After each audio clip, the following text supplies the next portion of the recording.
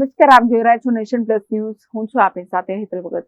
છોટાઉદેપુરમાં તાજેતરમાં થયેલા ભારે વરસાદને કારણે ક્ષતિગ્રસ્ત થયેલા માર્ગો અને પુલોનું તાત્કાલિક ધોરણે સમારકામ કરવા રાજ્યના મુખ્યમંત્રી ભૂપેન્દ્ર પટેલના દિશા નિર્દેશનમાં માર્ગ અને મકાન વિભાગ દ્વારા કામગીરી હાથ ધરવામાં આવી રહી છે.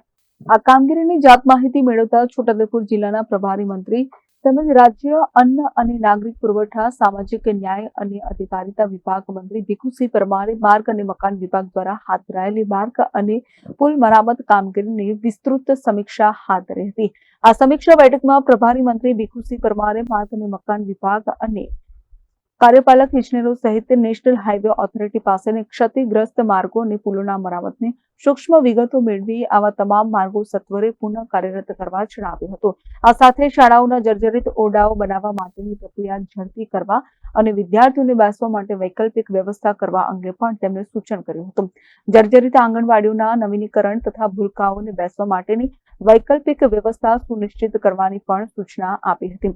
આ બેઠકમાં જિલ્લા વિકાસ અધિકારી સચિન કુમાર અને પ્રાયોજના વહીવટદાર કલ્પેશ કુમાર શર્માએ પ્રભારી મંત્રી ભીખુસિંહ પરમારનું પુષ્પગુચ્છથી સ્વાગત કર્યું હતું. તેમણે ક્ષતિગ્રસ્ત માર્ગો અને પુલોના મરામત અને ડાયવર્ઝન જેવી બાબતોથી મંત્રીને વાકેફ કર્યા હતા. જે વરસાદ પડ્યો છે એ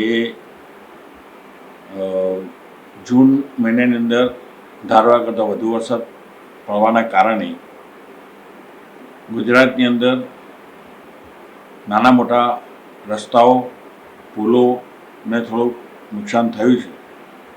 એના અનુસંધાનમાં છોટાઉદેપુર જિલ્લાના પ્રભારી મંત્રી તરીકે મારે આ જિલ્લાની માહિતી મેળવવા માટે આજ રોજ અહીં આવવાનું થયું, જેની અંદર જુદા જુદા વિભાગના અધિકારીઓને જોડે મિટિંગ કરી અને મિટિંગની અંદર જરૂરી માર્ગદર્શન મેળવ્યું. સાથે સાથે પુલો અને રસ્તાઓને જે ડેમેજ થયા હોય એને તાકીદે એને રિપેર કરવા અથવા તો જે પુલ નોંધવું લાયક છે એવા કેટલા પુલો છે એની પણ ચર્ચા થઈ.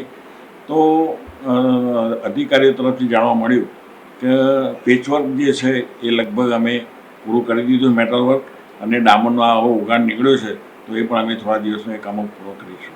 સાથે સાથે પુલોની પણ સ્થિતિ સારી છે, કંઈ ખાસ જોખમકારક પુલો નથી એવું પણ અધિકારીઓ પાસેથી જાણવા મળ્યું છે. એટલે એકંદરે જિલ્લાની અંદર આ વરસાદના કારણે મોટું કંઈ નુકસાન જાણવા મળ્યું નથી. Rehan Patel, nation plus news, Chhotaudepur. સમાચારોના સતત અપડેટ મેળવવા માટે અમારી નેશન પ્લસ ન્યૂઝની યુટ્યુબ ચેનલને સબસ્ક્રાઇબ કરો, બેલ આઇકન દબાવો અને જોડાયેલા રહો ફેસબુક, ઇન્સ્ટાગ્રામ અને ટ્વિટર પર.